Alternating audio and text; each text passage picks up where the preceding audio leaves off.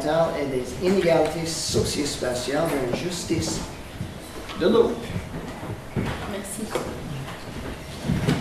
Je travaille à l'INRA à Dijon dans un laboratoire qui s'appelle le CESER.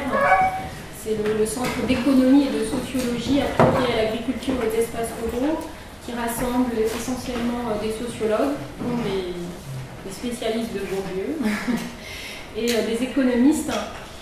On est 2 géographes, et on travaille pas ensemble. Mais voilà, juste pour vous présenter un petit peu le laboratoire de recherche dans lequel je travaille. Alors, contrairement au titre, quand j'ai commencé mon travail de terrain, il n'était pour moi ni question de capital environnemental, ni question de justice environnementale. Quand j'ai commencé le travail de terrain, pour moi, il s'agissait de comprendre comment des agriculteurs pouvaient encore changer des pratiques suite à une demande des gestionnaires de l'eau.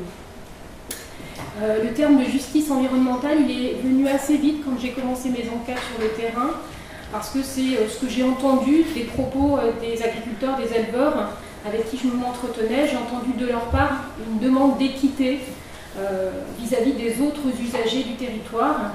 Et donc, voilà, j'ai commencé à suivre cette piste de la justice environnementale. Et puis, la notion de capital environnemental, elle est vraiment liée à l'appel à la communication.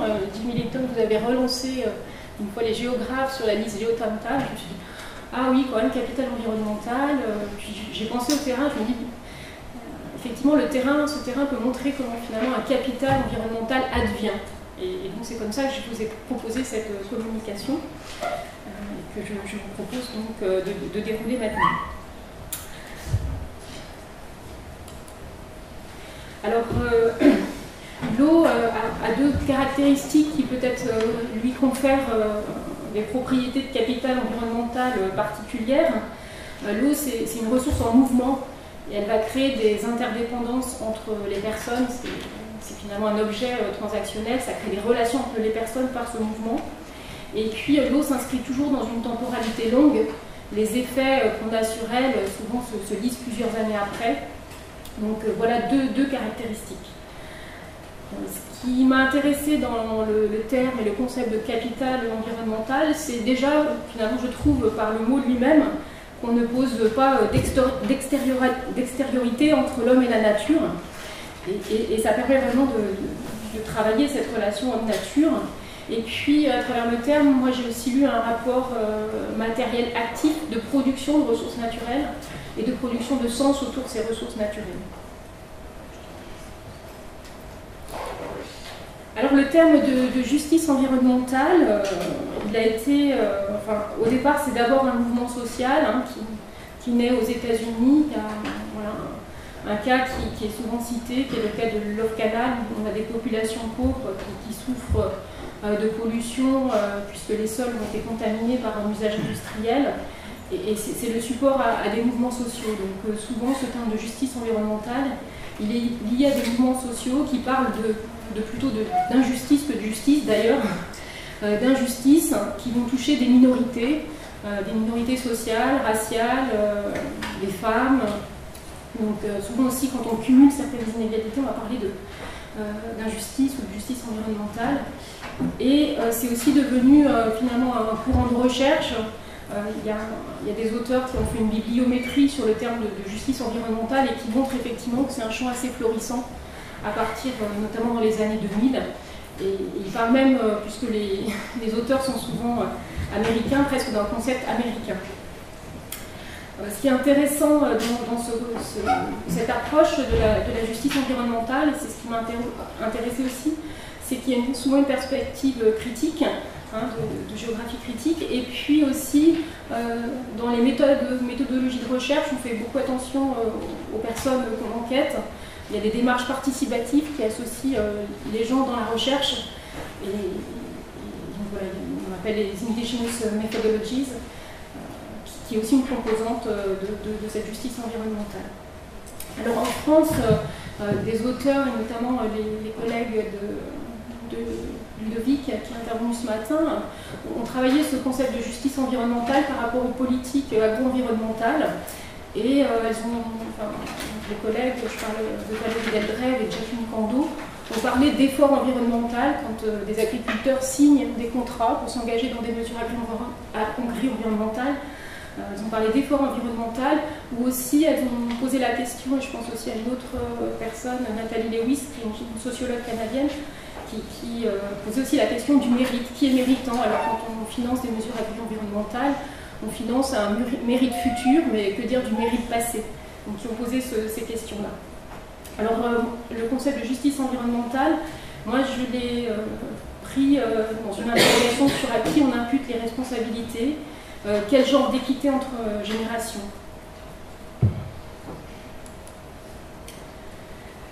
Alors, ce qui m'a semblé relier les deux concepts de justice et de capital environnemental, c'est que dans l'un et l'autre, on n'a pas d'idéalisme. Et on a une forme de politisation. On parle de rapport de force, les choses se construisent. Et je trouve que c'est peut-être quelque chose qui relie ces deux concepts. Alors j'en viens au terrain dont je vais vous parler. Il s'agit d'abord d'un lac qui s'appelle le lac de la Sorme. Et comme vous le voyez, il se trouve dans un bassin versant agricole dominé par l'élevage extensif. Vous voyez, c'est un paysage très très vert. Élevage extensif à l'étang, principalement de bovins charolais. Alors, vous voyez que ce lac, c'est la photo du bas, il pose des soucis, il inquiète les riverains depuis les années 80, parce que, alors là c'est une photo de cet été, vous voyez c'est un peu vert, ce lac il souffre d'eutrophisation, c'est-à-dire qu'on a un développement, une charge en matière organique qui est assez importante, et se développent des micro-algues qui peuvent être toxiques pour la santé, et qui posent des problèmes de traitement de l'eau. Parce qu'effectivement ce lac est utilisé pour l'eau potable. Et ce lac fait l'objet de beaucoup d'attention, c'est cette photo. Il a fait l'objet de nombreuses études et de nombreux suivis depuis les années 80. Et souffrant de ces problèmes de qualité, il a fait aussi l'objet de politiques publiques. S'applique sur ce territoire la directive nitrate, même si ce n'est pas un problème de nitrate, mais de phosphore en l'occurrence. Et puis c'est un bassin classé bassin d'alimentation de captage Grenelle, dans le cadre de la politique de Grenelle, de l'environnement. Alors pour vous situer, ce lac, il se situe en Bourgogne, en Saône-et-Loire. Il se situe entre Le Creusot et Montceau-les-Mines. Et donc il sert d'approvisionnement en eau de cette agglomération qui compte presque 100 000 habitants. Et la Sorme coule dans la rivière Bourbins qui rejoint la Roue et qui se jette dans la Loire.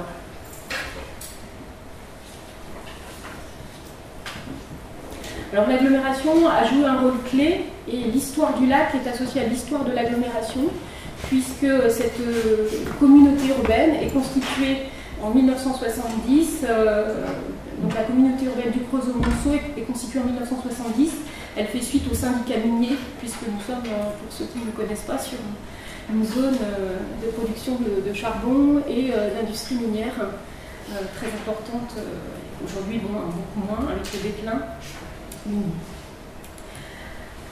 Alors, ce lac fait l'objet de réglementation, mais peut-être qu'il faut que je vous dise, j'y reviendrai avant, que c'est d'abord un lac artificiel.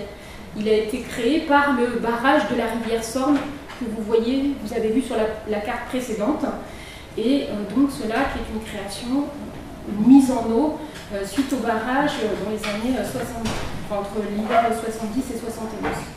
Et donc ce lac, puisqu'il a des fonctions d'usage pour l'eau potable, a certaines règles de restriction. Et voilà, par exemple les pêcheurs, qui sont aussi des usagers du lac, ont certaines restrictions, ils ne peuvent pas amorcer, jeter de l'alimentation pour le poisson. Et il y a d'autres usagers aussi, notamment, vous voyez que le lac est traversé par différentes routes, donc qui en font un site un peu vulnérable pour une alimentation en eau potable. J'ai, pour ma part, juste quelques éléments. J'ai travaillé par entretien principalement auprès des agriculteurs, la moitié de l'effectif des agriculteurs du territoire. J'ai aussi fait des entretiens auprès des maires des communes. Une grosse part du travail résulte aussi d'un dépouillement des archives qui m'a permis de retracer un peu une histoire de ce lac depuis les années 70 jusqu'à aujourd'hui. Et puis l'observation de Réunion, j'ai travaillé en partenariat avec la Chambre d'agriculture de Saône-et-Loire et le chargé de mission de la communauté urbaine du Creusot-Montceau-les-Mines. Alors j'en viens aux deux points de l'exposé. Un premier point, je vais essayer de vous montrer comment finalement, c'est ma lecture, on peut en reparler, ce lac de capital économique est devenu un capital environnemental. Et puis le deuxième point sera sur la justice environnementale. Alors, trois raisons président à la création du lac. D'abord, il y a une raison de régulation des crues de la rivière Bourbens. Il y a une deuxième raison qui reste très fortement dans les mémoires quand on interviewe les personnes, c'est fournir de l'eau à l'usine Michelin et aussi à la centrale thermique de Lucie. Vous voyez tout cet environnement de territoire industriel qui est bien présent dans l'histoire. Et puis constituer une réserve d'eau potable qui arrive assez tôt à cette période des années 70, mais que parfois la mémoire des agriculteurs n'a pas retenu. Alors c'est la période, ces années 70, c'est la période des grands projets de création de barrages, on trouve aussi sur la Seine, et ailleurs d'ailleurs. Et vous voyez à travers cet extrait de la presse, les plus de 40 hectares des meilleures prairies seront recouverts par les eaux.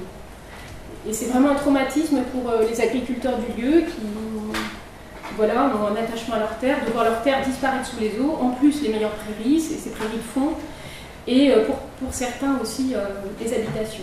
Donc c'est quand même toujours un grand traumatisme. Mais vous voyez qu'à cette époque, les raisons sont avant tout économiques. Il s'agit de maintenir une usine, de faire travailler cette usine, une centrale thermique, de protéger aussi la population des crues. Alors, pour vous montrer ce passage d'un capital économique, et c'est pour moi ce point de départ, la création du lac, un capital économique, c'est l'interprétation. J'ai fait un peu une chronologie interprétative qui montre finalement comment petit à petit va advenir un capital environnemental. Alors, c'est un petit peu une frise certes simplifiée, mais j'essaie de mettre un peu les principaux moments et de formuler la façon dont le problème, en suivant peut-être une sociologie de la traduction, est formulé par les acteurs locaux. Alors au début, effectivement, on va plutôt parler d'une quantité d'eau quand il s'agit d'approvisionner l'usine Michelin. L'eau, c'est d'abord une quantité d'eau, on parle d'une eau, enfin c'est une eau industrielle, et la préoccupation, c'est le développement économique du territoire. On construit quand même une usine pour l'eau potable. Et puis apparaît dans les années 84-85 des signes de l'eutrophisation du lac. Et donc on commence à avoir une problématique de qualité de l'eau qui s'exprime. Et le lac est examiné, mais les spécialistes qui travaillent sur ces analyses parlent plutôt des variations climatiques, saisonnières, de la stratification thermique du lac. Et quand on dépouille les archives, on peut précisément dater le moment où il y a un basculement. Ce basculement, il se passe dans les années 89 et 90 à travers trois rapports de spécialistes hydrologues qui sont réalisés. Et c'est à ce moment-là, c'est vraiment toujours très surprenant de voir comment on peut dater des choses comme ça. À ce moment-là, c'est l'agriculture qui commence à être pointée du doigt comme source de pollution, source de phosphore qui provoque l'eutrophisation du lac. Et donc, à cette période, on formule l'agriculture comme le problème formulé, c'est l'agriculture qui est polluante, et aussi l'espace géographique s'agrandit puisqu'on parle du lac dans son bassin et son bassin versant. Et donc c'est vraiment, on peut discuter des moments où tout bascule, mais là on va parler vraiment d'une ressource en eau. Il y a une préoccupation de qualité de l'eau pour l'eau potable. On parle du bassin versant, et ce qui apparaît aussi, c'est une approche biologique du lac, alors qu'avant elle était essentiellement physique à travers les documents. Et peut-être je reviendrai à la chronologie interprétative. Je vais faire. Donc, à partir de ce diagnostic qui est posé dans les années 90, se met en place un grand programme de mise aux normes des exploitations d'élevage pour gérer les effluents d'élevage. Et donc, l'agriculture est à la fois sous contrôle et elle est à la fois modernisée. Et c'est pour ça que j'ai un petit peu, j'aurais pu prolonger un petit peu plus peut-être la flèche de capital économique, parce que le lac devient petit à petit vraiment le capital environnemental, c'est-à-dire pour la ressource en eau. Mais pour autant, c'est aussi une opportunité pour les agriculteurs de moderniser mais de manière forcée, parce qu'ils n'adhèrent pas au projet de moderniser leur exploitation. Et donc, si on n'est plus dans une économie industrielle, on pourrait parler un peu plus d'économie agricole. En tout cas, je reviendrai à la chronologie, il y a un moment de convergence dans cette période de mise aux normes des exploitations à partir des années 95 et se construire un récit commun. Et ce site va être montré comme exemplaire dans la gestion de l'eau et en termes de partenariat avec le monde agricole. Et cet extrait de presse est très anecdotique, mais pour moi aussi il signifie ce passage du capital économique au capital environnemental. Tout d'un coup apparaît dans le lac ce que les gens appellent des méduses. C'est les pêcheurs qui repèrent des méduses. Et donc il y a toute... la communauté urbaine va solliciter un grand spécialiste de l'Institut des sciences naturelles, de l'Institut royal des sciences naturelles de Belgique, pour analyser mais qu'est-ce que sont ces méduses. Et il est fait état que ce sont en fait des bryozoaires, et c'est plutôt un signe de bonne qualité du lac. Et on voit que voilà, le lac va être vivant. Alors, je reviens. Et petit à petit, jusqu'à aujourd'hui, va se formaliser ce capital environnemental, puisqu'aujourd'hui le lac est vu comme un espace de nature. En tout cas, les gestionnaires de l'eau prônent plutôt un espace de nature qu'il faut gérer comme un écosystème. Et en écoutant les gens, on voit qu'on a deux types de représentations qui s'opposent. À la fois un espace qu'on naturalise, qu'on veut gérer comme un écosystème, et puis pour les éleveurs qui continuent de travailler sur cet espace-là, un rapport à l'eau un peu différent, puisque l'eau est domestiquée et sert pour l'abreuvement du bétail. Alors si on fait une lecture en termes de justice environnementale, on peut avoir une lecture sur trois plans de la justice environnementale, une justice verticale, distributive et procédurale. Alors la justice verticale, c'est reconnaître l'héritage qu'on a en fait d'une situation antérieure, et les agriculteurs utilisent beaucoup dans leurs propos, peut-être aussi pour se dédouaner, enfin éviter certaines mesures qu'on souhaite leur imposer, mais pour eux les mauvaises conditions de création du lac, je ne vais pas détailler tout ça, mais il y a eu une mauvaise condition de création de ce lac, expliquent la mauvaise qualité de l'eau aujourd'hui. Et eux, ils ont du mal à admettre en fait qu'ils doivent changer certaines choses, puisque pour eux, c'est ces mauvaises conditions de création du lac qui justifient aujourd'hui une qualité médiocre. Donc on voit qu'on mobilise l'histoire et qu'à la fois la responsabilité elle peut être lue un petit peu différemment si on a cette perspective historique et si on se demande à qui on doit imputer les responsabilités, aux agriculteurs aujourd'hui ou au lac passé. Donc premier plan de la justice verticale. Deuxième plan, la justice distributive, c'est-à-dire finalement l'équité entre les personnes, qui doit intervenir. Alors, je vous cite deux propos. Un premier propos qui réfère au passé et un deuxième propos qui réfère à l'actualité. Donc, premier propos, mon oncle, il a 84 ans. Il reste encore quelques 6 personnes qui se sont battues pour défendre un peu nos intérêts.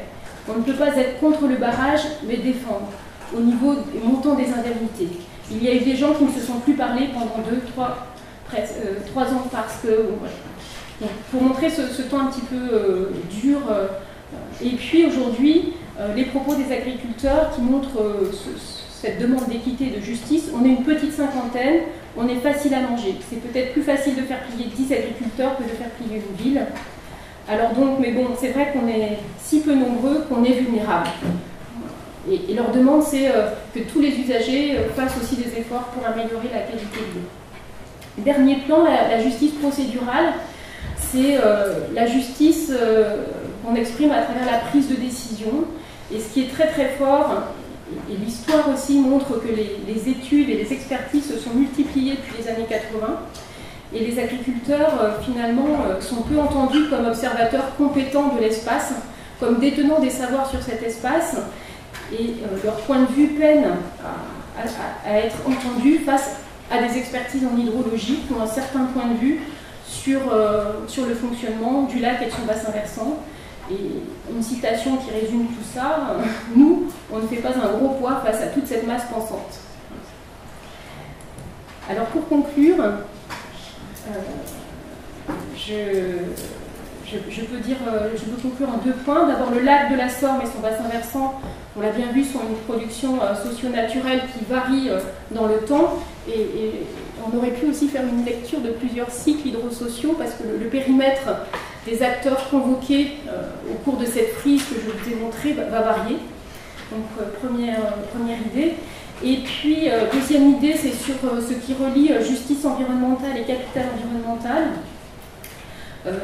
D'abord, effectivement, c'est cette idée qu'il n'y a pas d'idéalisme, et on voit bien comment les choses se construisent à travers des relations et des rapports de force.